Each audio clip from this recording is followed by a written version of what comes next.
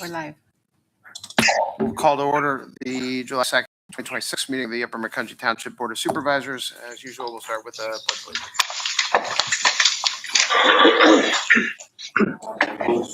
To the flag of the United States of America, and to the republic which stands one nation under God, indivisible, with liberty and justice for all. So, a couple of quick notes before we get started. One, it's hot outside. Check on your neighbors, check on your friends, check on your family. Stay inside, stay calm, stay cool as best you can. I guess we are officially welcome to summer this week. Welcome to the Upper McCungie Township Community Lifestyle Center. I hope you all are considering getting a membership so you can walk around the whole building. It is fantastic. We're very excited to be open. As we soft open, I believe the grand opening will be August 6th. On August 6th, where we'll have a formal ribbon cutting and have a good time. Everyone will be obviously invited to join us then. For tonight's meeting and for meetings moving forward, if everyone would do me a favor and stare at that green light on the ceiling, that is our microphone tonight. While it will not interfere with our conversations in the room, it picks up very sensitively any noises and gets pushed into the stream for anyone watching at home. So we all need to cooperate and be very quiet as best we can. I'm told it's super sensitive for those watching, so we'll just try to make sure that we are keeping the crosstalk and keeping the paper rattling and candy wrappers to a minimum if we can. With that, we can keep moving forward. There's no additions or deletions to the agenda tonight. We can move to the minutes and financials. Sonny, it's just you and me tonight, so we'll take turns with these motions and minutes if that's okay. So I'll start with, I'll make a motion to dispense with the reading of the meeting minutes from June 2nd, 2026 general business meeting and June 16th, 2026 special fire meeting, and adopt them as presented and authorize the payment of the bills for the month of June in the amount of $6,438,768.04. I'll second that motion. Okay. There is nobody else to second, so it's just you and me. Yeah. When we ride tonight. Any conversation, concern, updates regarding the minutes from the two meetings that we referenced? So then we can move to vote. All those in favor of the motion as read, signify by saying aye. Aye. There's no one else to oppose since we both supported it. So that passes. Thank you, Sonny. There are no presentations, no discussions or updates. We'll move to section 6, which is the ordinances. Ordinance 2026-06, the Park and Rec Ordinance. Ryan. Thank you, Mr. Chairman. This is looking to repeal and replace the entire Chapter 16 Park and Recreation Ordinance with a variety of updates to strengthen use of our facilities, of things we've seen occur throughout parks and rec facilities. It also includes the addition of rules for the Community Lifestyle Center. It introduces non-smoking areas throughout our park properties and buildings towards our Blue Zone accreditation as a township, and then it adds in language for mobile food vending ordinance in park spaces. Okay, so just to move the discussion along, I'll make a motion to adopt ordinance 2026-06, updating the Parks and Recreation Ordinance. Second. Thank you, Sonny. Okay. So questions and concerns, Sonny. I guess more like questions, and there are a few of them, but hopefully we can go through them quickly. And it's just mostly to get, I think in most cases, clarification. So on section 16-105, under insurance, there was a comment here near the end saying all applicants shall maintain general liability insurance for bodily injury and property damage, having coverage in the amount acceptable to the township, naming the township, its officers, employees, agents, and consultants as additional insured. Proof of said insurance must be submitted to the township. It doesn't distinguish, the applicants, but I'm wondering, like, if you're renting a pavilion, I've not had to been requested to have insurance certificate. Is there? That's what struck me odd about this. Is that there are other situations in which we do require the insurance, such as our fee rentals and special events, that this comes into play. Okay, so it's not in all conditions then. It's not for all applicants. No, we do not, for pavilion rentals, we do not require insurance. We do require it for repetitive usage of our facilities. So let's say, for example, the Cricket League uses the pitch every Thursday and they do it for the entire summer season. We ask for insurance. If it's a large scale special event, we ask for that insurance per Okay. our requirements. Just for clarity's purpose, would anybody be opposed to maybe putting out an exclusion of pavilions then? Or are there any other uses that we don't require 'em? Well, can I ask it this way? Is it easier to draft it as an exclusion, or is it even draft as those things for which you require insurance? Because I think to Sunny's point, the way it's drafted now, all applicants shall assume. Yeah. Which I think that may be a misnomer, Ryan, is what Okay. you're saying. So maybe Exactly. that's something that we can. Can you And wordsmith that and just, you know? I may be able to jump in here. Even with pavilion rentals, they are required to assume responsibility for damages, claims, and any kind, and they're required to agree to save and hold the township harmless, especially in the event, like if someone rents a pavilion and we just worked out a new agreement and say they have a family there and there's an open soccer field, they would go use the soccer field and someone would get injured. They're releasing the township from that. The insurance maybe not be the correct header, but the second part of that is, in addition, all applicants shall maintain general liability insurance acceptable to the township. So I think with that language, if you're not going to require it, we could maybe put some provisions in there. Yeah. If required or something So like that. I'm the first part of the paragraph I had no problem with. It was just Okay. when I read that, and what struck me is I've rented a pavilion, and I knew that I wasn't required to show general liability insurance certificate or anything. That's what struck me. I said, "What is that new, or is it?" You know, and so my only thinking is, can we just clarify that? I think definitely your approach might be correct, is if it's required.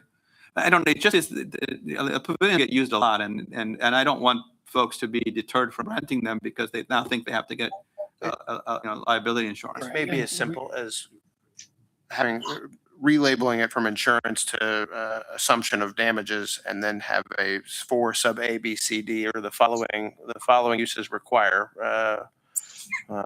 insurance requirements, and then we can list them out proactively rather than sort of a exclusionary piece.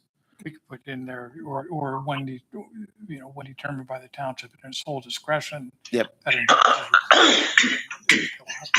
Because that kind of leaves the door open, because there may be similar events Yeah. that, depending on the scale, the pavilion rental might be Accepted. exempt, Maybe but it if might it's be. a Yeah. big scale, maybe you want them to have that insurance. So I think if we leave the flexibility in there that the township has the discretion to require insurance, we can do that. And that can be a friendly amendment Okay.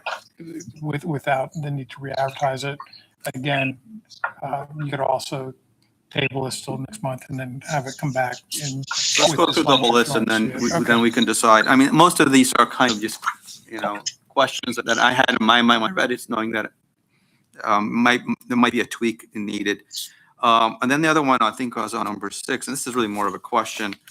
It says fundraising events for the purpose of raising funds must be authorized through a separate special events permit application. And I was just curious, what's the rationale for that, and what's different about the application? What information are you seeking?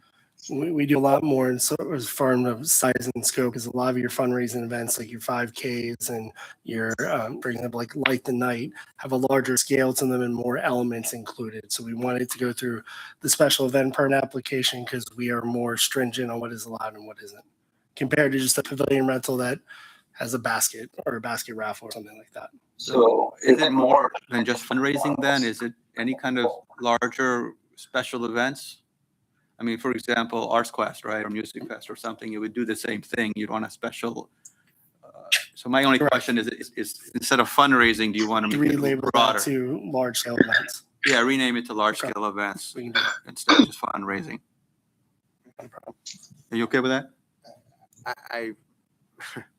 How do we define a large scale event? Good question. We could set criteria as far as number of estimated participants. Okay, I mean, that requires some build out though, right? So, yeah, okay.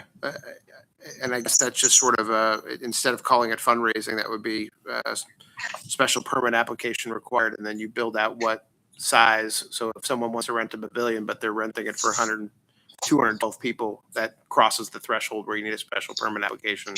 Not necessarily, because our pavilion rentals have certain I'm capacities. just using it as an example, where someone could know, because ideally what we're doing is creating a situation where residents have a firm appreciation of what's going to be expected of them in every situation. So if we can avoid blanket terms like large scale, unless we're defining large scale as an event of or more X number of people,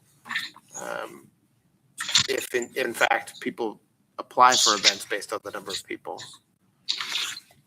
When we have conversations and we learn more about what they're planning on doing, for example, if someone were to come to us and say, I'm going to have a DJ, I want to have a bounce house, which isn't allowed, and I want to do all these other things, our next question from our staff is, how many people do you expect to attend? Okay. And they, for the most part, are honest with us. And then we say this is better suited for special events based on the logistics of, and we need a fire permit if they're having a large tent, or if they're requesting police coverage for the number of participants. So that's when we gauge to move it over to special events versus a straight rental. Okay, so for that fundraising section 6, then again, it may be better suited to just renaming it special events with having some identifying criteria for the staff and for our residents to have a greater expectation of what's going to happen. Yeah, honestly, all these questions are basically that, to give the residents a little bit more predictability and understanding of what's expected, so that they're, they go in with without having to go back and forth because there's some confusion in the requirements. That's really what I'm trying to do. So number E was on 16-106. It says here that the right to deny, the township maintains the right to deny the use of park facilities should the township determine one of the following: that the event is not in the best interest of the township or its residents. And I know that's added from a previous ordinance, but I'm just, my first reaction was, it seems like a catch-all denial for any event or use with no real defined standard. And it's also unclear who decides, and and I don't know if there's even the legality. I was questioning, Andrew, is that legal when you make it such a blanket denial without any specific criteria? It is legal? As long as you don't deny it for reasons that are protected, you can deny it because you don't like it and let them, As long as you're not discriminating based on Yeah. class, but if it's in opposition to the township's goal of providing for the health, safety, and welfare of its residents, we can deny it. Well, that's fine. If it was just I read that and I said, boy, that's such a blanket, statement. Is that something we want? If you're comfortable with it, I'm fine with moving forward. So we talked a little bit about this with Ryan. So the other one was questioning was related to prohibiting smoking in posted areas.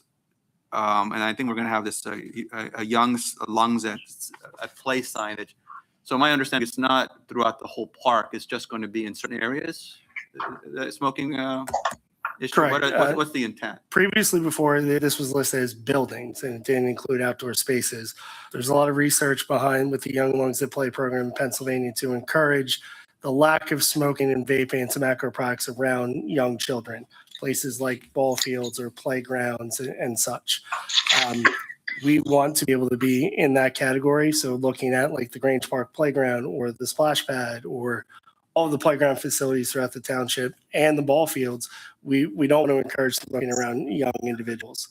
This is also a reason it's supported by the Blue Zones Initiative. It's one of the criteria to help us get towards the Blue Zones accreditation for the Community Lifestyle Center, but for the township as well, which is why we wanted to update this and put it in there. Yeah, no, and I'm not at all challenging that. I'm just asking to understand. And- Is it going to be? We're going to put special signage, but are we essentially putting it in like pavilions? Are we putting it on walking trails?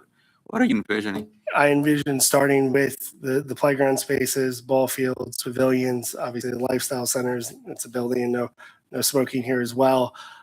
All areas where there's a lot of youth around in our park system. Okay, that's fair enough. And just a note, it is Young Lungs at Play signage that is, we apply for and we get from the state. It's no cost to us. Oh, great. Okay. Okay, and then going down on the same page under 2J, it said here, any recreation equipment brought into the pavilion or facility to be used by the applicant must be approved by the township. And I just thought that recreation equipment was kind of broad. Like, what if I bring a camp chair? Is that recreation equipment? Is it, if it, you know what I mean? I'm trying to understand, and I don't want to burden you with a lot of approval, so. I will say a lot of this in writing is conversations we have when people call us about renting the field or renting the pavilion. We naturally ask those questions. So let's say it's a ultimate frisbee group, or they tell us what they're bringing. We just want to know, because it might be something where, for example, someone might consider bounce house recreational equipment. We do not allow bounce houses for safety concerns. So we ask those things of the applicant and we'll say, yes, nope, everything you listed was great. We don't have an issue. Go enjoy your event. Or we'll say, no, that's not okay. We need you not to. All right, so it's a checklist item for you. Okay, that's fine. I understand. It's not possible to list every possible thing, but when I read it, it seemed. Recreation is different definitions. It's a different people. all right, okay, that's fine. And on number K, organizations, the sentence here, the renting of pavilions or fields for 5 or more consecutive days or consecutive weeks is prohibited unless the applicant is a designated township recognized provider or organization. Can we define what that is? Township recognized provider organization? I don't see it defined anywhere. Yes, I can get definition. All right, thank you. Appreciate that. And the other question, and the last one, was related to drones in parks being prohibited. It says specifically the use of drones is prohibited. My question is it better to word this to say no person can launch, land, or operate a drone from township park property except as approved by the township? And the reason why I'm saying is, what if someone just merely flies over the park without ever touching down on the park property? Does the municipality have the right to regulate airspace over the park? It's my understanding that we can't, that's regulated by state and federal organizations. So by making that a little bit more clear, we're not stepping on possible, challenges because we just have a drone that just happened to fly over the park. Didn't originate from the park. And just If a drone flies over the park and we chase down the owner of the drone through some sort of really interesting police application and find where they're flying it. drone. If we engage in a high-speed drone chase throughout the township to chase down this violator, I think A, we've done way too much, and B, someone has gone way too far. So the concern I have, Sonny, is if we start drawing the language out, we create holes where if we just say the use of drones is prohibited, I don't think we're going to enforce over someone. If we see a drone in the sky, we're not going to call Mike and say, Mike, get over here now, get the drone. We're chasing somebody. It's more of, I think if we just go to the blanket thing, it allows the township, if they see someone, to do something about it. I don't think it's going to be an enforcement issue in the skies. Okay, I just don't think we can regulate airspace. That's the reason we say the use of drones is prohibited as a blanket statement. It's probably not as precise as saying we just don't want you to take off, operate, or land on a park. I'm just not as worried about it. Generally, Sonny, that's where I'm sitting. I'm open. No, I get it, but interpretation. so since we're changing making changes anyway, why not just make the change to make clear? We can certainly look at language. I just worry about making sure that it's coverall enough. Okay, well that's all I had. So maybe Andrew, why don't you take a look and I mean, I might if you think that legally that blanket statement is okay, fine. I just thought I read it and I said, yeah, I don't know about that. It's more precise to say you can't take off, land, or operate. But this is more suggestions. I'm not gonna. If someone takes Kind of off going to lands- Jeff's point, sorry, Andrew. What's that? Kind of going to Jeff's point, take off, land, or operate. Well, isn't taking off and landing operations? Like, where do you draw the line, Sonny? I just think. Well, that's it. Take off land and operate in the parks where the line is. But if you're But flying, but what I'm saying is, if you're operating the drone, are you taking off and landing? so it's your recommendation we don't take, but we take out operate.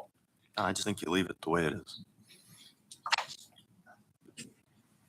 Okay, again, it was more of a question because I didn't think that, if you have an airplane that flies over the park, right, you don't regulate the airspace over the park. The drone. That's why when I looked at it. Is that airplane being used in the park?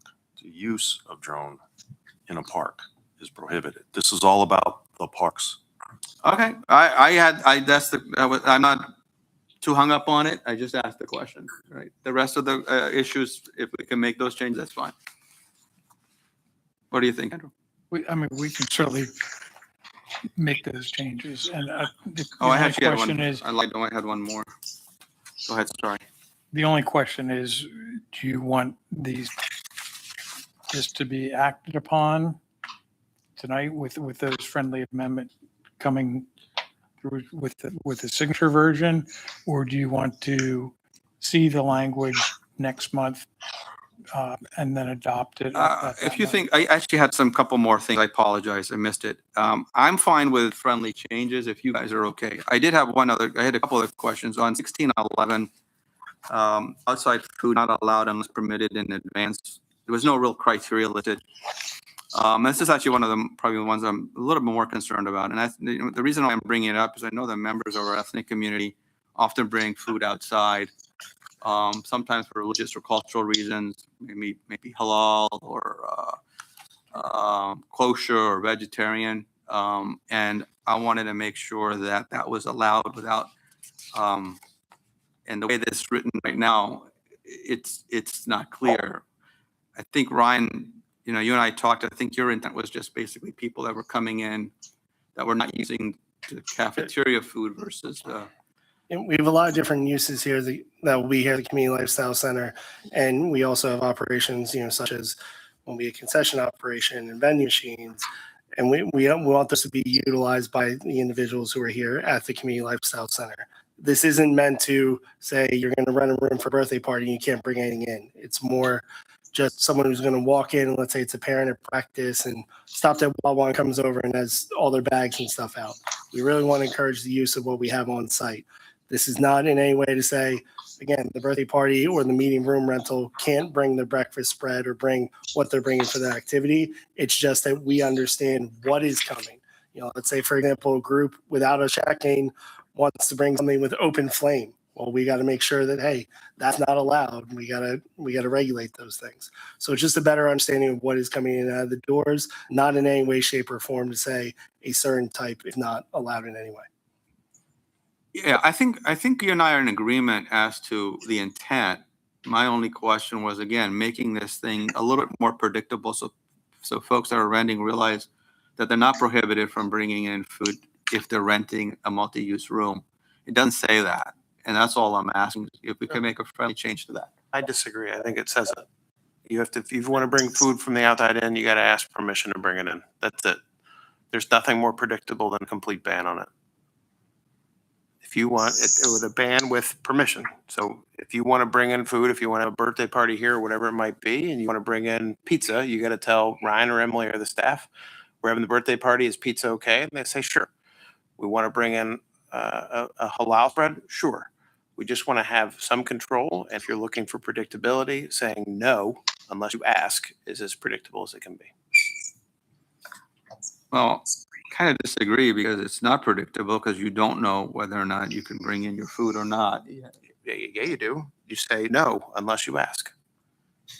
The answer is always no until you ask. That's very predictable. Okay, it's predictable, not too welcoming. And well, that's fine. But from a drafting and enforcement perspective, it makes the job easier when we don't have built-in qualifications that people are going to constantly be looking to squirm around. If our intent is to protect what eventually will be right over that way, right? The concessions in the food area for inside staff or for inside production.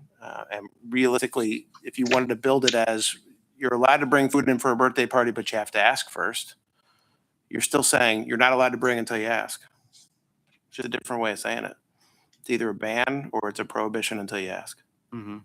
Both are the same thing. And if we're looking about expectations, honestly, reading no outside food unless approved, that's a pretty clear expectation that if I want to bring in food, I got to call and I got to tell them what it's going to be. And they're going to say yes. They just want to Okay. know. All right. So, and then also just, I think the thing about, related to that, I think closed food and drinks, food and drinks in closed containers. I'm assuming that's if you're walking around the community center, you want to be closed. But obviously, if you're in a multi-purpose, one of the rooms or obviously it's acceptable to have it. I don't know. Yes, the intent was, we're not going on the walking track with an open cup of coffee and then we spill it all over the walking track. Yeah. So that's Situation. Okay. So So for that one, for E, maybe throw in unless consumed within the community center concessions area and or an approved events, something that Yeah. opens up the multi-purpose rooms if they're an event. something to that effect. And then the only other thing was just, it was a little redundant under R. It says here UMT is not responsible for lost and stolen property. Is redundant to the lost and found policy because you have it listed there twice. Okay. So you could probably just remove one. That was it. Okay, thank you. So based on that, Andrew, I mean, I'm okay with the friendly change. If you feel it's necessary, or if you think the change were large enough that you want to resubmit them and have a review, I'm okay with that. I kind of want to see That's it. really up to you, gentlemen. All right, you want us to see it? I kind of want, we're asking for some, not just slight format change. We're asking for some rewrite of some certain pieces that, as much as I have faith that they're going to go along before I sign an ordinance, I sort of want to see what it's going to look like on those things. I think they are relatively innocuous changes, Right. but just language wise, I want to make sure that we're good with it. And I'm open either Okay. way. Okay. So what I do then, what I'm going to say is we'll actually open up to outside comment. So if anyone in the audience wants to comment on these, on this ordinance, now's your chance. Carla? Sure. Carla Blanchard. I find it very unfriendly, number one. But, lawyers, they are, aren't they? We can. Seriously, the outside food things, clarification. So if I'm working out and I get hungry, I have to use the cafeteria area and I can't bring a power bar in with me. I'm not sure that piece is intended for a power bar necessarily. I think it's intended for bringing in your lunch. Oh, so we can't bring in our lunch. I just find it very, as I said, unfriendly. This is supposed to be a community or lifestyle center. And if people are vegan or gluten-free and your cafeteria doesn't have those options, they want to bring their lunch in if they're going to be here for a long time. If they're working out, they might want to bring their lunch in if they're going to be here for an extended period of time. So I just find that very ridiculous. I agree with Sunny that the community room, like, again, saying you just have to ask. If someone's renting the community room, most people would assume, and it doesn't make sense to me, because I think that you're reading all these rules and it just makes me not want to come here. The other thing is I find F and G contradictory about banners. We're talking about in 16-111, the community center stuff now, right? Yeah. Okay. Well, no, the like pavilions and stuff. It says you can't have banners, and then the next one it says if you do put up banners, make sure you don't use staples. So which one is it? Because honestly, we were here renting a pavilion. We put up a banner with Scotch tape, and it stood up. I didn't know that was against the rules. We didn't use staples, but still, I mean, the one says you can't use two banners, and the G says that you could, but you just have to be careful how you use it. So one or the other, to me, it's contradictory. Okay. So that's you would prefer it say you can use banners, you don't have to get banner approved by the township ahead of time, but we do want to make sure that you're not stapling it anywhere. Right. To me, that's clear. Thank you, Carl. I think that's the intent that I had, is that this is a community center that's supposed to welcome the community. You have a lot of rules. It says don't bring food and you have to ask first and so forth. I do think it could be off-putting. That's why I'm bringing it up, because I want it to be successful. I want it to sound welcoming. I want it to sound inclusive. I want people to know that they can bring in their own food without having to go through hoops to get it. And so if we want people to come attend the events, we want you to be here and we want you to have a membership, but you got to ask all these, you have all these rules you have to follow, and some of them I don't know if they're really necessary. So that's where I'm coming from. And I want it to be collaborative, and I don't really want to be the only one that believes in that, but that's where I was from. I mean, it's kind of like Jeff saying, oh, is pizza okay? Well, do we have to run down the list if we're having a potluck? Are we, do we have to find out what everyone's bringing in advance? Like, why would you care what we're eating? I think the point on that is to what Ryan said. We care if you're having sterno open flame. There's some things we have to consider. It's not, I want to know what the ingredients are in your mac and cheese. It's more of getting an idea of what style you're proposing to use in the facility itself. Understanding those issues, there's a balance that we can reach, but as we draft rules, we got to figure out a way to draft rules that are both welcoming, but also put our foot down and give some enforcement power to it. So I'm going to work backwards on the signs, which is 16106 F and G. Andrew, can you take a look and at the very minimum combine them together to indicate a little bit more clearly that we don't want crazy, we're not doing content regulation, because I don't think that's constitutionally viable. We have to figure out a way to make it read more clearly, to Carla's point, that if you want to bring a big sign, just tell us you're bringing a big sign so that we know, but then don't staple it, don't affix it with wood screws, that sort of stuff. A little bit more flex is what you're looking for in the first part, but a little bit more that we can still enforce some rules on the backside. Does that sort of encapsulate where you were, Carla? I think I heard some other things about this. Sure. I don't know, Jeff.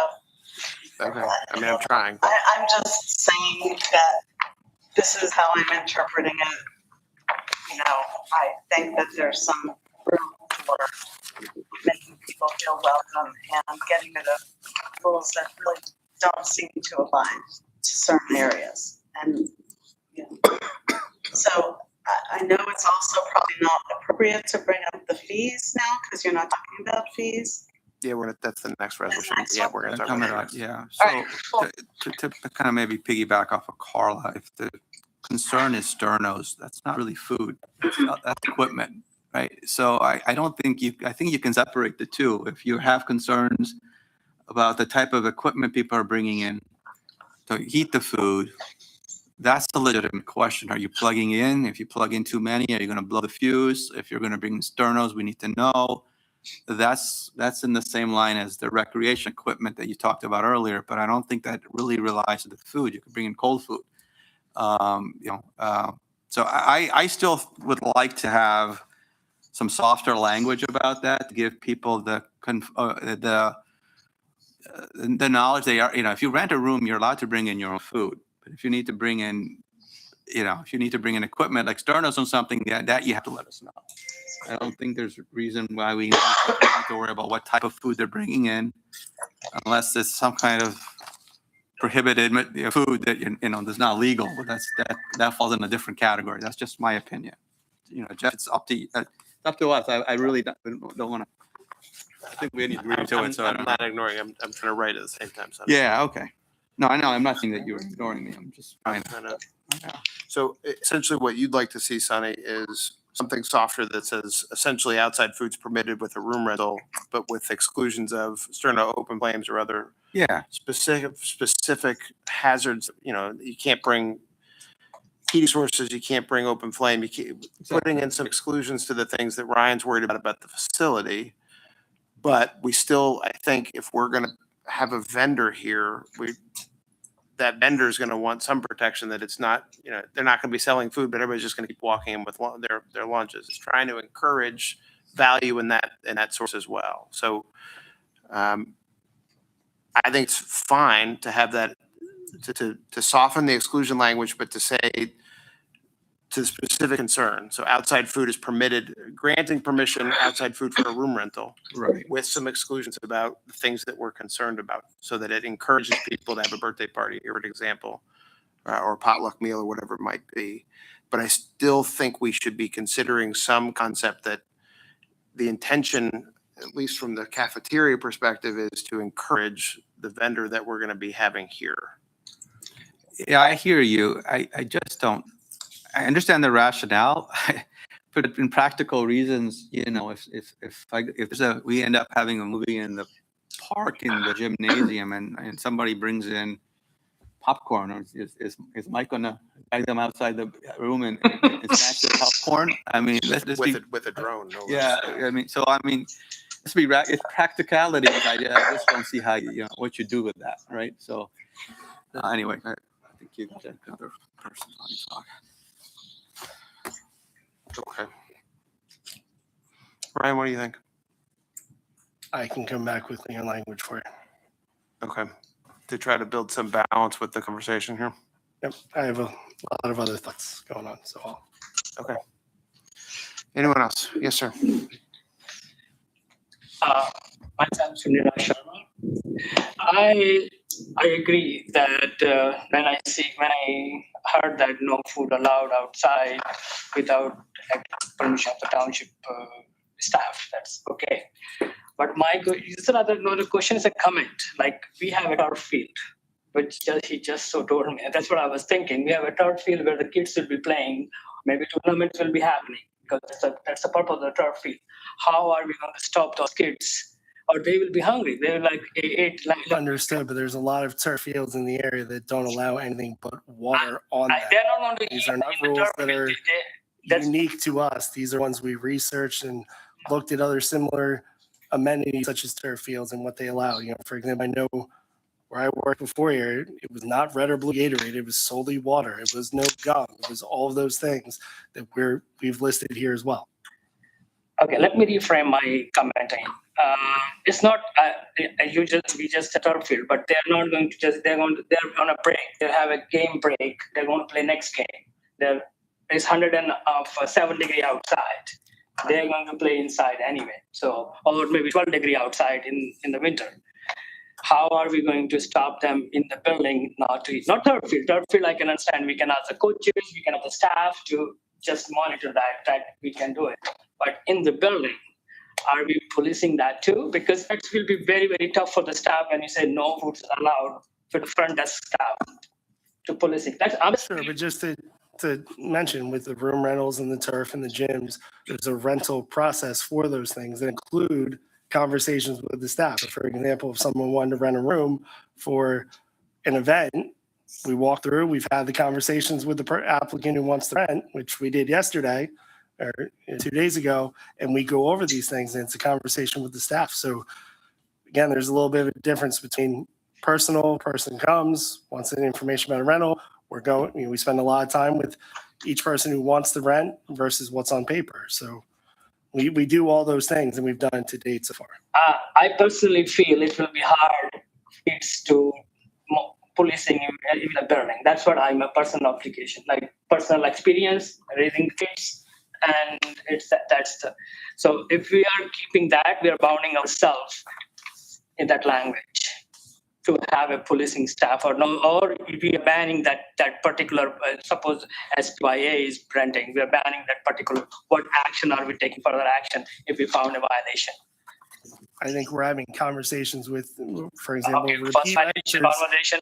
repeat renters. Hey, Tuesday it's Jasmine's group running, and we know stuff's left behind, and there's a spill or comment. We're having a conversation with Jasmine and her group, and if there's an issue, we address it. It will be hard for Jasmine and group to see that, okay, kids are on a break and they were in the building to eat. I'm just telling you, throwing out all the ideas, and I said, oh, you violated my group, you did not violate Jasmine group. That's a discrimination. I'm just throwing it out there. This is what it's a comment. It's not. It's just I was sitting there and listening everything, because when we are drafting an ordinance, we have to think about all those things. And because tomorrow is going to be again the same problem. So these problems we have to deal it right there, or draft a language which will say that okay, to have food, but make sure you use your dustbin, or make sure the facility is clean, or something like that, because it will be very, very hard. That's my personal opinion. To kids who are on a break or for the soccer field, running in the building or in the facility, monitoring it. Obviously, we can monitor the rental people because they are renting it. They have an agreement. So, suppose I have an event, you can monitor me for that because I rented. I signed on the dotted line that I will clean up. I will have this kind of food. You know what I'm saying? All those things you can monitor me. But those kids or groups of maybe 7, 8 teams, that would be hard. That's the comment. I'm just throwing it out there for the staff to think about it. And then if you ban one group and then tomorrow I come and sit there and I say you don't ban that group. Your point is valid. I think It's just- the enforcement is going to be a challenge. Yeah, that's what I'm saying. I It's think an that's your ordinance is point, going to be yeah. a challenge. So that's just a comment out there to think the language before we draft it. Thank you, Ron. Appreciate it. Anyone else have a comment? All right, seeing none, I can call a question on this, and what I'm going to suggest is rather than having a motion on, or voting on the motion to approve the ordinance as drafted, that we have motion to table this motion. So should I make that change since I made the original motion, I believe? So do you want me to modify my motion? I think so. I think so, yeah. Yeah, so I'm going to make modify my motion to revise the ordinance and review it again in August. Let's just a motion to table Motion to consideration of table. ordinance 2606 to our August Okay. hearing date. I'll second that. And you seconded. Thank you. Appreciate it. All those in favor of the motion to table? It's just kind of silly when you make the motion and I second it. Yeah. Signify by saying aye. Aye. So we're going to table the motion, or we're going to table ordinance 2026-06 to our August meeting, Okay. which great. is August 6th. Yes. August. I'm going to assume you're right. I didn't check. Ma'am. All right, that's it for the ordinances. We're to resolutions. This is resolution 2026-34, the fee schedule update for the Community Lifestyle Center. Ryan. Thank you, Mr. Chairman. There were a few things that we missed when we did this back in January. The three, I'm just pointing up right now. The first one was EV charging stations. The EV charging stations will be going online shortly, and we didn't have a fee schedule listed for those. And we are proposing a 30 cent per kilowatt hour charge to use the EV charging stations. The second update is through our initial soft opening and the tours that we have done with various community members. The question was asked of us as staff why there was not a 2 adult, no child membership option. Right now it was listed as individual adult residents. And we looked at it, we saw that there was really no discount or benefit to adult households with no children to do it other than individuals. We researched and went back to look at our research from other municipally run community centers, places like Bethlehem Township who do have one. So we've put that fee at a 2-person adult household at $250 for the year. Don't know the monthly math off the top of my head at the moment. And then the third one was a changes for full-time active Mackenzie Township staff to have a free membership for the individual. And if they would choose to have a family membership, the remaining family members would be treated as residents. And for active part-time township employees, a 50% off on their individual membership, with the remaining family members being treated as residents.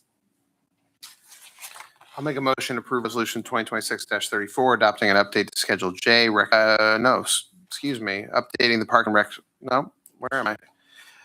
Adopting an update to Schedule J, recreational rental event and general fees of the 2026 fee schedule. Question, hold on one second. I gotta get a second on my resolution, on the motion, and then I got you. I'll say, yeah, I'll make a second, but I'd like to, the way it works, let me make the comments first and then you can, I didn't know, sorry. that's okay, that's fine. Love the enthusiasm, by the way. Yeah, thank you. Go ahead, Sonny. The two of us will talk. So yeah, I had a comment on the EV charging. I have an EV. When I charge at home, it's about 13 cents, which is essentially the PP&L price to compare.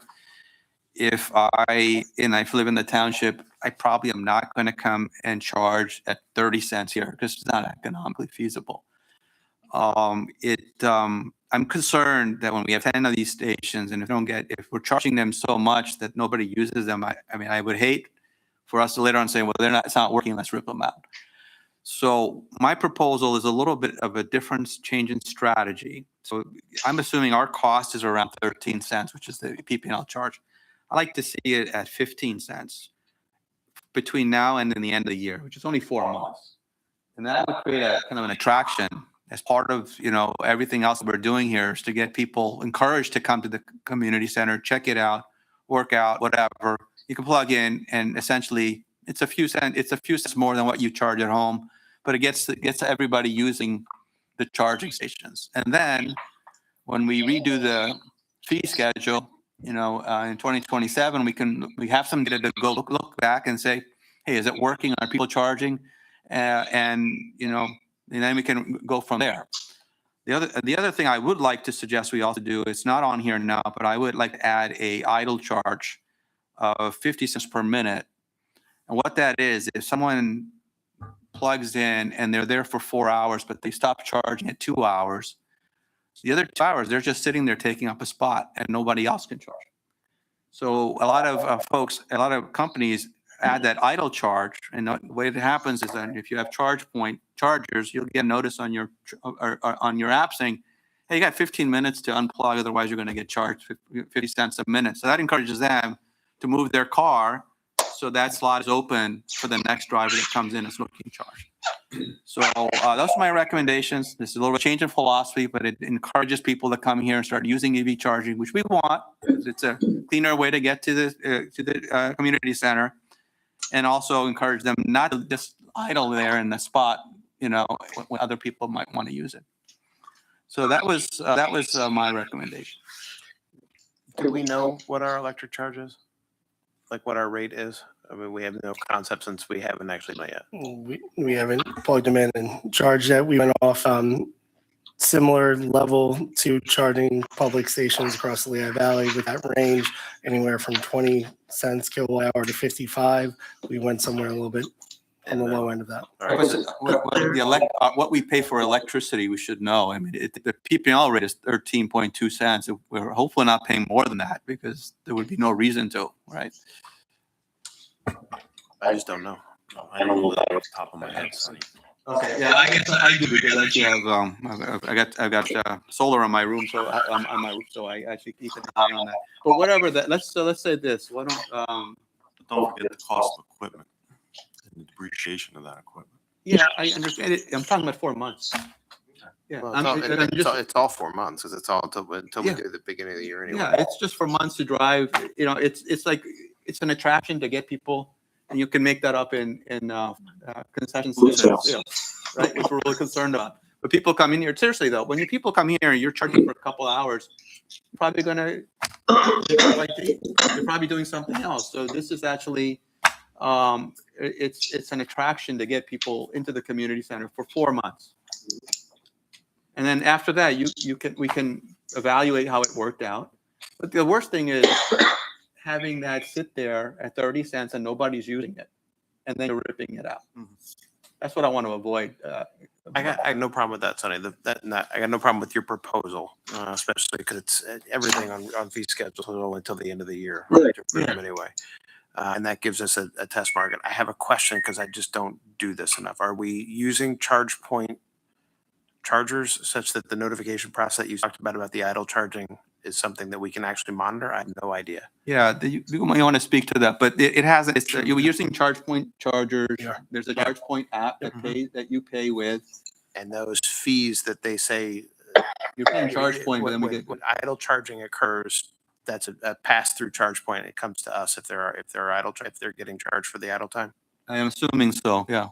Ryan, you want to pipe in? Yep, we have it set up where we would get the revenue from it. Yes. Okay, and in your experience, Sonny, and I'm relying on your experience as a EV owner at this point, 2 hours is the number you want to limit people to? No, I'm not limiting any numbers. It's just, you could be there. no, The charge point app knows when you're idle. So it's idling only when it only gives you that notification when you are fully charged.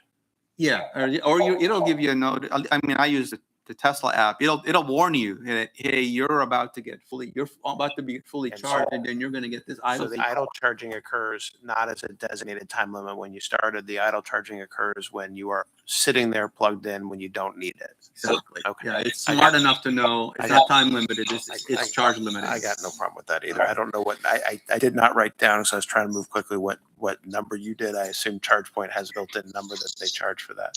I think you can. I don't know if it's built in or you plug in a number, but what I've seen is 50 cents a minute. There's a version of the fee structure within ChargePoint that we can do that. Okay. All right. So, and Andrew, I assume if we make those two limited modifications, we're still within the friendly modification that we could pass the fee schedule as drafted based on those? Yes, and this is just resolution, so it hasn't been advertised.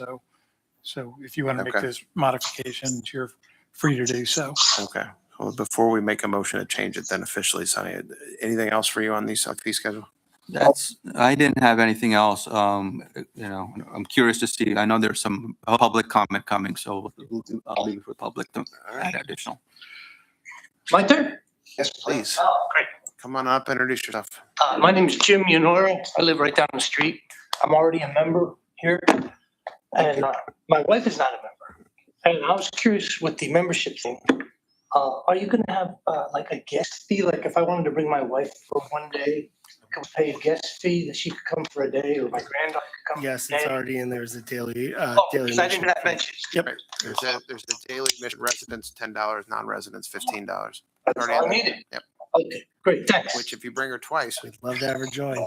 Yeah, it's $21 for a month for the two of you. So bring her twice and then it's a Okay. dollar more. thanks. Thank you. Carla, I know you had a comment on the fee schedule. Well, first of all, I wanted to say, in terms of the EV, that this is attractive. I mean, like we have an EV and there aren't that many charge points around that aren't in a grocery store area where people just like leave them there. When people visit for the holidays and they have EVs, they will come here and charge. I know that our family will. Easier than moving our car out. Anyway, so that's really a good idea. So fee-wise, I'm a little confused. The 250 two-adult household is 250 per person, right? Or is it 250 for the household? 250 per person. Okay, so that's the same as the Active older adult active membership. older adult, and you are working on silver sneakers. Yep. So we were recently received information back from Silver Sneakers. We're working through the application to get us online. Okay, great. I will note it did take a long time to hear back from Silver Sneakers. So Yeah, that'll, the only other comment I had was the credit card fee of 4 cents. Yep. Why is it so high? we did our research with other municipalities who do pass on the credit card fee to the user. We've looked at the cost of what we were eating as a township as far as fees beforehand for this year, and knowing the volume of transactions that we're doing because we are a cashless facility. To facilitate that e-commerce, we do get fees from our processor that we have to cover to provide this convenience. And that's 4%. It's not 3. Yes. Changed. So what was confusing to me is you want a credit card on record and it automatically charges you and you won't take checks. That's what I got out of this. So I can't, if I wanted to join, I can't pay my annual fee with a check.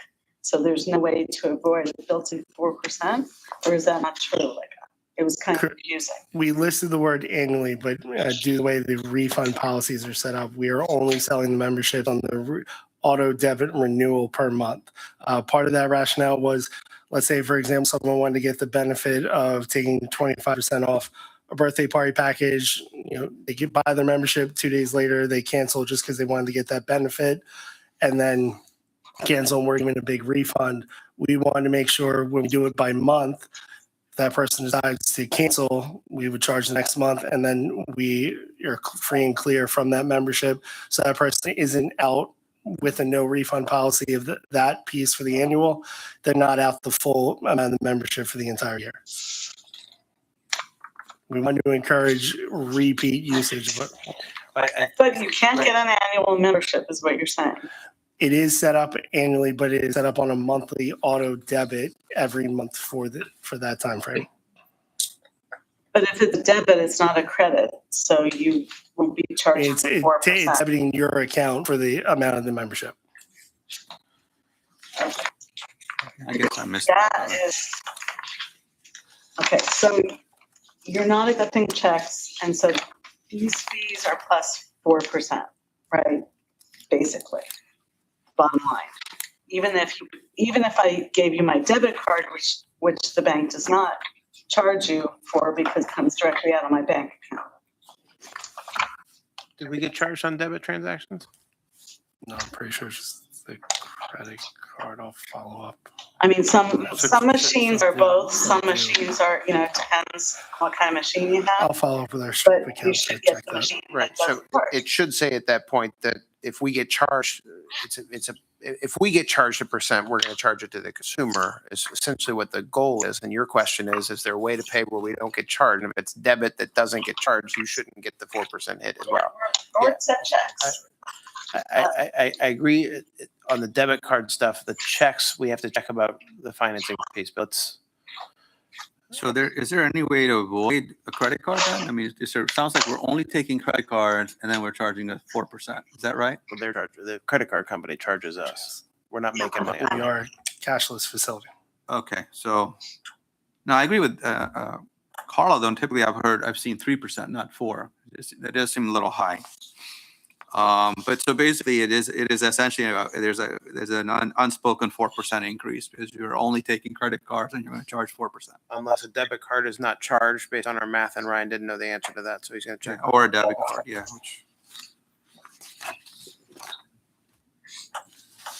Where did it say that about the 4%? I missed it. Next page. Top, next page. Top. Nope, one more. Nope, 3 back. Yeah, right there. The non-refundable 4%. It says debit and credit card convenience fee. Yeah, It says up to 4%. So it could be 3, I guess. I don't know. Or are we actually doing 4? Depending on the we're not different making- credit cards have different fees. So Okay. it's Amex versus We're not making. Discover. We're not making. It's just a money. pass-through No. charge. Yeah. So Ryan, you'll check about the debit piece. I'll check about the debit piece. Yeah. Okay. So if we can avoid charges, we're going to try to avoid them. At least present an option available to people to avoid that charge. So Yeah, I think you can buy a prepaid debit card, I guess, and work it that way. As long as the charge through for ours doesn't charge us a convenience fee for use of that. Yeah. I'm sorry? bank cards or debit cards. Yeah, I mean, other than like yeah. I mean, you can. I guess I don't have a debit card, but I guess if I needed one, I could probably just get a prepaid card. You know what I'm saying? But then you get charged. Sometimes you get a charge for that anyway. So you. Okay, that's anything else? Anybody else? Questions, concerns? All right. Sonny, what do you want to vote on this, or do you want to wait for? I think your two pieces with the charging, the 15 cent, dropping it down from 20 cents or 30 cents to 15 cents, I'm fine with as a friendly modification. Idle charging. With the idle charging as per charge point, I'm fine with. Do you want to do anything else based on this, or do you want I to? don't think. Did we talk about any other changes other than that? I don't think we did, other than this conversation about the pass-through fees. And we're going to look at that. So I think we can go. Okay. With no other questions or concerns, I'm going to call the question and we can move to vote. All those in favor of the motion to approve resolution 2026-34, adopting an update to Schedule J, the recreational rental event and general fees of the 2026 fee schedule, signify by saying aye. Aye. Aye, as modified during our conversation. So that passes. Thank you, Sunny. Thank you, Ryan. Resolution 2026-35, the multimodal transportation grant application. Right back at you, Ryan.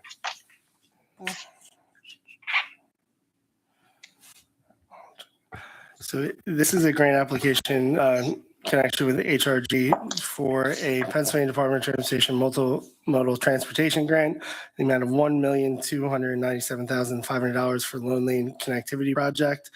The reason we're doing this is we're looking to offset the cost of designing and constructing multimodal transportation improvements along the Shantz Road and Lone Lane corridor, which was one of the priority areas identified in the Vision Zero Action Plan that we wanted to work towards improving. And I know we have a drawing of it that we can bring up. So we'll get that section up for you.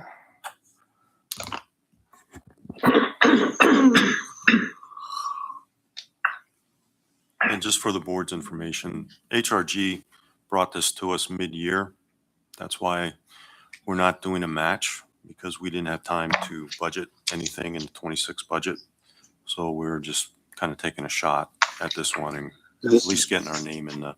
This is a non-matching grant? Is that what I understand? Correct. You can go for 100%. Okay. You're usually more competitive if you provide something. I did notice though the price that is here costs. Okay.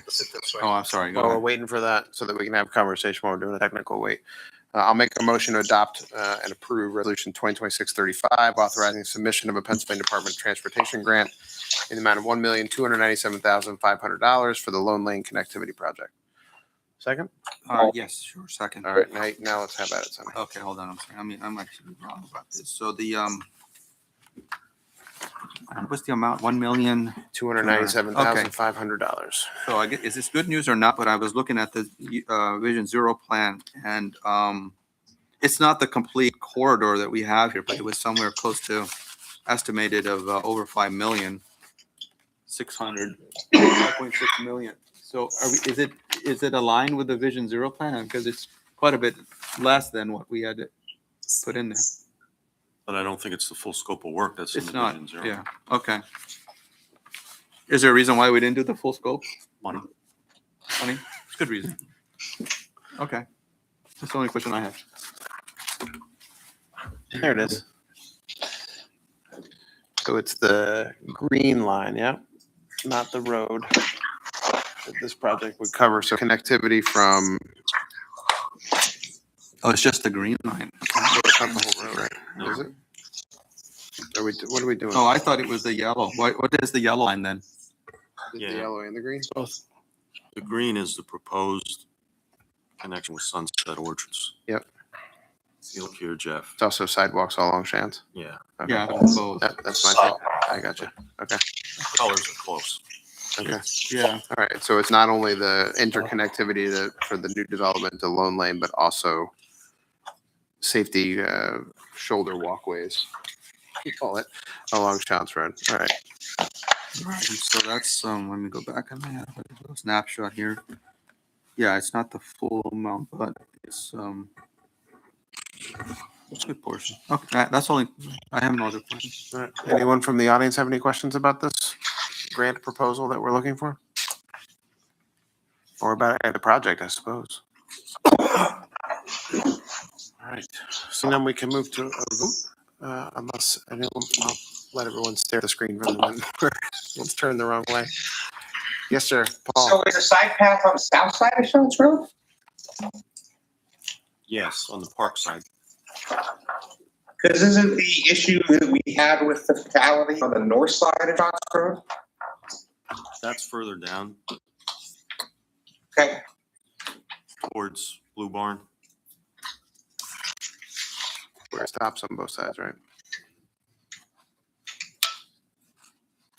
Any other questions or concerns? All right, we can move to vote on that. All those in favor of the motion to adopt and approve resolution 2026-35 as made, signify by saying aye. Aye. Any opposed? That passes. Thank you, Ryan. Thank you, Sonny. We are to the motion section. Motion A, authorizing extension of time for recording of docket 2413 Nursery Street Townhouses. Andrew. Thank you, Mr. Chairman. We're looking for a motion to authorize an extension of time limitation for the recording of docket 2413 Nursery Street Townhouses until October 31, 2026. The reason for this is under our subdivision and land development ordinance, the applicant must meet all of the conditions of approval and supply recordable plan within 120 days of the resolution of approval. This docket was approved in March 5, 2026. They are working towards getting together all of their appropriate plan revisions and agreements. The agreements have been submitted in hopefully final draft form. We do need a couple other declaration of covenants to be prepared, and I believe HRG has responded that they have met all of the conditions of their approval. So we feel that an extension would be appropriate until October 31, 2026. You want to make this one? Yeah, sorry. Back to Next page. Top of the page. second. First. Okay, this is Top one. motion A, right? Okay, motion to authorize the extension of time limitation for the recording of docket number 2413 Nursery Street Townhouses to October 31st, 2026. I'll second that. Thank you, Sonny. Questions, Sonny? No, hold on. Andrew, everything's moving forward. You feel good about this? I feel confident that everything will be, it's moving forward and it's close, but an extension is appropriate. Okay, without Meredith here, Bob, staff feels good about this? Yes. All right, no questions from anyone from the audience have questions? So then we can close that and move to a vote. All those in favor of the motion authorize extension of time for the recording of docket 2413 to October 31st, 2026, signify by saying aye. Aye. Any opposed? That passes. Thank you, Andrew. Motion B, authorize the extension of time for the recording of docket 2403 extra lease office and maintenance building. Andrew. Much like the previous motion, township staff is looking for a motion to authorize an extension of time for the recording of docket 2403, which is the extra lease office and maintenance building. And that extension will be until November 28th of 2026. The reasons for this extension are for the same reasons as you just made the motion under motion A. They did receive final plan approval on April 2nd, 2026. They are working towards making plan revisions and getting their documents together for the recording of those plans. And we do feel that progress is being made in that an extension of time until November 28th, 2026 is appropriate and warranted. I'll make a motion to authorize an extension of time limitation for the recording of docket 2403 extra lease office and maintenance building to November 28th, 2026. I'll second. Thank you, second. Any questions, Sonny? I have none. Andrew, repeating the questions from the last one, you feel like they're making progress and this should be the only extension we need, hopefully? Yes, I'm hopeful, and based upon my review of everything should be done by the time granted, November. All right. In November. Bob, same question from the staff side? Same answer. All right, any questions from the audience? And then we can move to a vote. All those in favor of the motion to authorize an extension of time limitation for the recording of docket 2403, the extra lease office and maintenance building, November 28th, 2026, signify by saying aye. Aye. Any opposed? That passes. Thank you, Andrew. Thank you, Bob. Motion C, issuing of a Upper Macungie Township Community Lifestyle Center honorary lifetime membership. Bob. Thank you, Mr. Chairman. Howard Culp was the architect of record for this building. He also spent probably 5 years, maybe 7, doing a lot of pro bono work for this project. Howard hasn't made this request. I made it for him. And of course, for myself, we had a lot of time invested, a lot of good things and a lot of aggravating things through the process, and considered a retirement bonus for me, but I was just looking for something. It's more symbolic than anything else. I get you. Sure. I'll make a motion issuing honorary lifetime memberships to the Upper Mackenzie Township Community Lifestyle Center to Howard Cup and Robert Ibach. I'll second that. Questions or concerns, Sonny?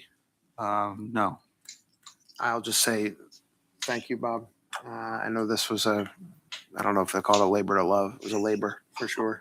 And I think I'm pretty excited for what the product is. And I know how hard you've worked over the last 18 months to get it to this stage. So if this is the thank you that we can give you, that's an easy thing. And to Howard, who stepped with this project for a very long time, I got no problem with this. Anyone from the community wish to be heard?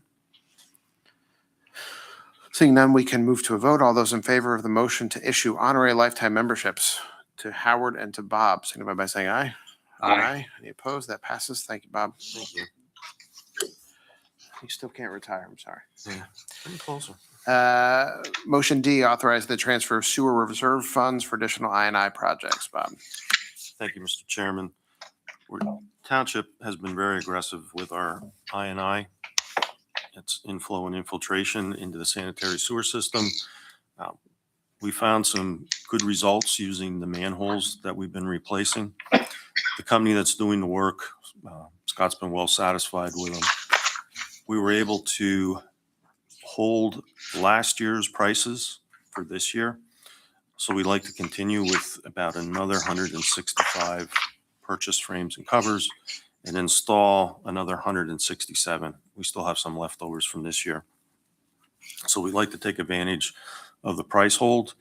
And also during the work of looking for leaking laterals, the camera work discovered a section of collapsed pipe along Blue Barn Road, which traditionally, not quite right now, but has a high water table.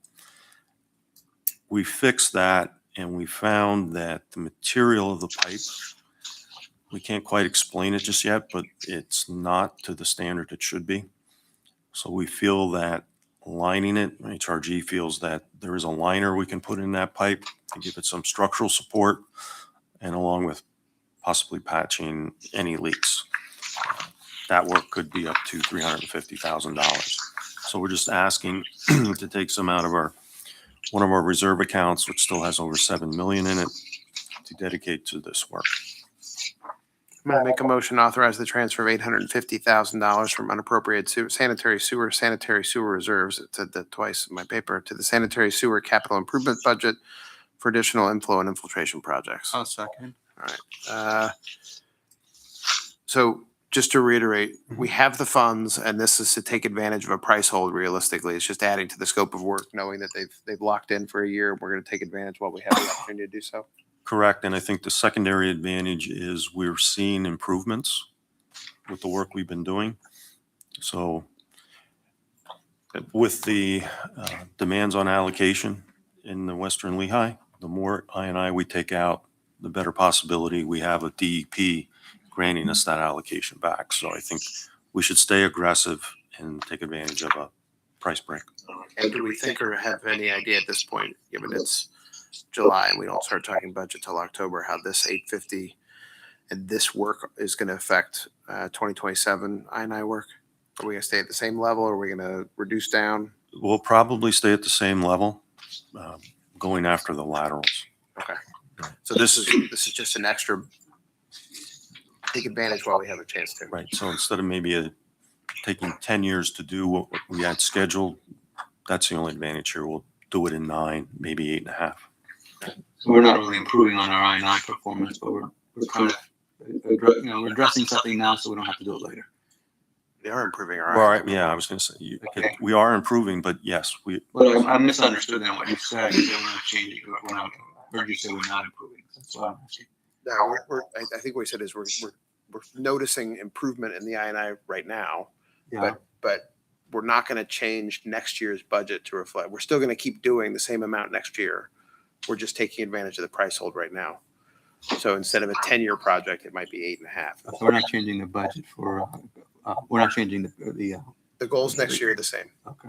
for cost, for improvements, not the capacity of I-9, the capacity of sewer, I should say. But they're related. If we can take I&I out of the system, prove it to DEP, DEP will put more allocation back in our bucket. Right. And I guess what I'm asking is how much more allocation does that represent? Do we have We any don't, idea? we don't have That was number my yet. question. Okay. Sorry, maybe I wasn't as clear, but Anything else, Sonny? no, that's it. Nothing else from me. Questions from the public? Paul? What was the value of the transfer? I gotta have you come up here, Paul, sorry. It's $850,000. Thank you. Hold on, come on back. It's messing with you, does too. Thanks, Paul. Any other questions? Seeing none, we can move to vote. All those in favor of the motion to authorize the transfer of $850,000 from unappropriated sanitary sewer reserves to the capital improvement budget, signify by saying aye. Aye. Any opposed? That passes. Thank you, Bob. Thank you. Paul, in the spirit of blue zones, he was just trying to get you out of your seat. What's the community center? Got to get exercise. Yeah, exactly. That's what we're doing. That's the end of our agenda. It brings us to the board and staff reports. The monthly department reports are available at the back of the room, have been posted to the township website. Department managers with stuff to address. Wayne, welcome aboard, Wayne. Sitting in tonight. Nothing for me, Mr. Chairman. Oh, that's disappointing, Wayne. Pete. Mike, Something, Mr. Chairman. thank you. I just want to recognize Lieutenant Nick Ashir. He's back from Quantico, Virginia, where he attended 10 weeks of the FBI National Academy Session 298. It's a very prestigious opportunity that he got. And I think it says something about our agency that we now have 2 National Academy graduates. Also, I'd like to note Scott's crew yesterday and today that helped us in moving furniture from our station to the township building. I mean, they were 2 very, very warm days, as we all know. And I mean, those guys were machines. So their efforts were very much appreciated. Thank you. Excellent. Bob, I'll just remind everyone we'll be closed, the office will be closed tomorrow for the 4th of July holiday, and wish America a happy 250th birthday. Rob, Jazz? Thank you, Mr. Chairman. I do have a couple things. First, we had a couple executive sessions held on June 16th at 6 p.m. For legal matters, and July 2nd, 5 p.m. personnel matters.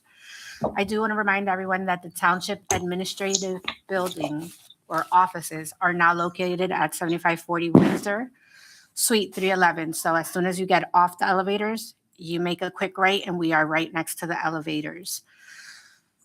Recreation and splash pad will be managed here. I'm sure Ryan will speak on that a little bit as well. The finance Dropbox is still located at 833 Shantz Road. That is picked up daily as well, just so everybody knows. I also want to piggyback off of some information that Mike gave. I want to thank Public Works and as well as all of the admin staff for the move. It was a very quick move, and everyone worked together to get us in as quickly as possible and to have our services have as little interruption as possible. So the team did band together and we all did do it. And Scott's team was absolutely amazing, putting together everything and taking it apart very quickly so we can continue to provide services for everyone. And that is all I have. Thank you, Jazz. Andrew?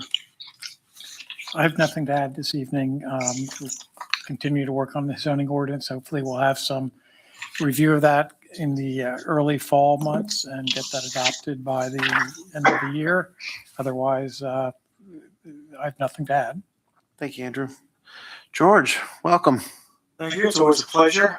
Nothing to add at this time. Thank you very much. Perfect. Ryan, I have a feeling you have a few things to add. Nothing major. Just as Jasmine mentioned, to get people in the habit of coming over here for recreation, we are doing the memberships and splash pad access cards. Our staff is here from 7 a.m. to 7 p.m. Monday through Friday, 10 a.m. to 4 p.m. On Saturdays to give tours and give information about the building. As we are in the heat wave, we have sold 885 splash pad access cards, 227 Lower Macungie, township access cards, so well over 1,000 for the summer so far. And in the report is all of our upcoming events for July for Movies in the Park, concerts, Grove and Grivet Grange, and the Trexlertown Farmers Market. And it hasn't rained every Thursday this summer. It has not rained every Thursday. It's been nice. Thank you, Ryan. Scott. I do not have anything. That's stunning, Scott. But I appreciate the effort. Sonny? Yeah, I had a couple of things, just more reminders. As you know, we're only a 2-member board. I just want to remind everyone that you have till July 14th to submit your resume if you're interested in filling that slot. And then on the 21st is when we're going to conduct public interviews, and we'll have it here again at that time. But just thought it bears a reminder. And I guess August 6th, we will have hopefully a decision and deliberation. That's when we have the next Board of Supervisors meeting. And there'll be a process if we can't work it out, but hopefully we'll never get to that. I also want to wish America a happy 250th birthday. I hope everyone celebrates, but celebrates safely. So thank you. Nothing from me. Public comment. One easy question. Come on up. I just wanted to know when the fitness center is going to open. Because about 2 weeks ago, they said a week. So we're going to email that out early next week. We're looking to have times once we've cleared everything out and get you up there rather shortly, probably looking at next week for a couple of time slots you can go up. Okay, great. Thanks. Anything else? Sure. Smile. No. That's asking a lot. That might be too much.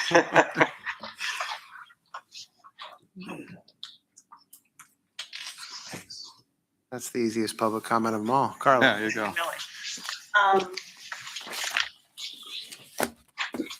go. You were having public tours and I had. Just stop on in and we'll have staff take you around. Oh, okay. Yep. So. We had them it was scheduled. like a We had them scheduled sample. for the first couple of weeks just to see the volume. Okay. To be honest, we sold out very quickly in 2 weeks. We had over 200 people through for tours. Now that we're at our front desk and our full stations, staff, we have 2 at a time. One can take a group around for tours while they're here. Great.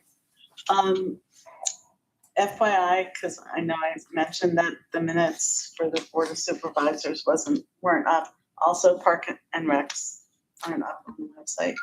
Park and Rec wasn't up because we had one that had to have a correction, and we just met recently, so I'll make sure they're updated for you. Zoning Board doesn't have any. They don't do minutes. So, Because they have a stenographer there, so they don't do minutes because the stenographer takes notes. so where could you see them? I don't know, honestly. I don't know if you can, I don't think we stream those meetings. No, because it was considered somewhat judicial.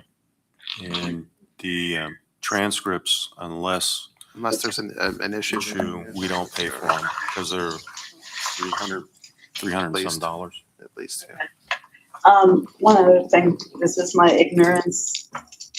Planning docket, 2415. Don't know. Satronia Road Data Center. Is that the same thing as the Air Products one, or is this a different one? So they filed, when they filed in November, they filed a land development document. So it's a land development plan, but they don't have zoning. So there's not, if it's scheduled, there's not much the planning commission can do because they don't have approval. Okay, because I don't But understand. what the technical rules are they had, in order to lock in the zoning that they wanted, they filed the land development plan in November that locked them in because we'd already advertised the ordinance. So the rules were they had to do land development. That's what they did. At this point, I don't know if the written decision was issued from the March hearing as of yet. They had 45 days from that, and then there's a 30-day appeal period from that, and we're still waiting to see where that goes. Okay, so this is, It's but it is the same thing. It's the same project. It's the same Okay. project, but I it's just thought there was another one. to be clear, there are no other pending data center or plans right now, Carla, that I'm aware of. Okay. Anything else? Yes, ma'am. Hi, I'm Tina Prattle. I was here last month at the other place about the stop sign in Blue Barn and Memorial Road. Yes, ma'am. I don't know if you came to any conclusions about that. I see there's a camera there, and that's good also. But my question to you is, and are we sure we removed the right stop sign? Yes. Because you put the other one in right by the underpass there, or the overpass. and said it had to be there for a minimum of 60 days. That's what had to be there for 60 days. That stop sign. When that project all started, that's when that stop sign went in. But now you've taken the other one out and left that one in. Are we sure it's the right stop sign? Yes. Are we 100% sure of that? Yes. Okay, because I'm not the only one that felt that way. After I left the meeting last week, or last month, someone had came to me and said, I'm sure they removed the wrong stop sign. I could just, I'm not gonna throw anybody under the bus. yeah, no, I think we have to rely on our traffic engineers who gave us that advice, and they studied it, and that's what they came up with. Are we sure we were studying the right stop sign though? That's what I'm saying. Yeah, I think You're saying sight distance, you told me last month. If you try to pull out from Memorial Road with these cars flying this way, there is no sight distance for nothing. You don't see, you're watching this way to get out there, and these people are coming off of Toomer Street, and they're not going 15 miles an hour. I mean, they're coming around that corner to make that turn. So we have no sight distance at all until they are right there at us. I mean, I'm honestly. I hear you. George, can we put that on? You know, Yes, sir. I don't want to make it too much at this point. Mike, were you able to, I know at our last meeting, Mike, we talked about police coming and taking a look and sort of enforcing don't block the box. Yeah, we have, excuse me. It seems to be, the officers that I've had out there told me it seems to be when the issue really impacts the intersection is when a truck gets stopped at the light on Blue Barn at the Tillman Street light. I know I monitored it myself twice, and to me, I was surprised. I would say 40% still stopped at the stop sign that isn't there. Correct. I still do too, just Right. out of, you know. We're still monitoring it. As you know, the camera just Right. went there. Right. Was it last week? So we're still looking at it, but But we're, since the camera even went there, I have taken pictures of people in the middle of the road. You know what I mean? I don't mean to disrespect or anything, but they're in the middle of the road. And like I said, now it's come to the point where I have to go out and sit in the middle of the road and block them. I have to block the intersection so I can get out. And that's the only way we can get out at sometimes is if we block the intersection.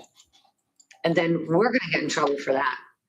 I mean, they all blocked the intersection and went through that stop sign, so we took the stop sign away. So we gave them a little pat on the shoulder there. Good job. You know what I mean? So we let them go right through there now. is there a particular time where you see more of the problem? Sure, like around, I'd say between 3:30, 3 to 5:30 in there somewhere, to where everybody's letting out of work. And there was also, I think, some concerns about the Karate Academy when they had parents Yes. coming out too, which Yes. I thought was around 6, right? Probably, yes, I believe so, yes. Maybe. The cameras So I think since we met last, we're monitoring it. I know Mike's had his guys out there and we'll Okay. continue to do so. Thank you. And we'll continue to try to do the best we can, but we had it engineered and we're not going to ignore it. We're going to keep pushing forward on it Okay. and, you know, I think we said this last month, keep coming Keep back. coming, yes, I will. And I wasn't trying to be smart ass or anything, but I mean, we have talked about this multiple times since I've been on the board. I'm not trying to suggest that your comments aren't required. Oh, it's I okay. appreciate it. It's okay. I know we've talked about this, and I do believe that we've done the engineering study. But to your point, I understand your concern, and maybe what we can do is, especially during those times between 3 and 6:30, just take another look and see. and that's one of the reasons the camera's there. Yeah, Because it's yeah. web-based, so we can save Okay. that video, we can Right. count the cars, we can do a lot of things with the video. Okay, great. So still, I think it takes time, give us time to collect the data. Okay, right? Does sure, that make sense? sure, That's that's fair. Okay, That's fair. Thank you. Keep coming back. Okay, thank you. that's right. You got to come. You got to. Oh, yes, Yeah. So yes. just come on, keep on coming back. Don't let us forget it. Thank you very All right, much. Thanks. Anyone else? All right, if there's no more public comment, it's 8:29. I'll entertain a motion to adjourn. I'll make that motion because there's nobody else. I'm going to second, and since you made it and I seconded, we're going to call this adjourned. All right. Okay. Yeah. How are you? Good. Sure. I didn't want to. I'm sorry.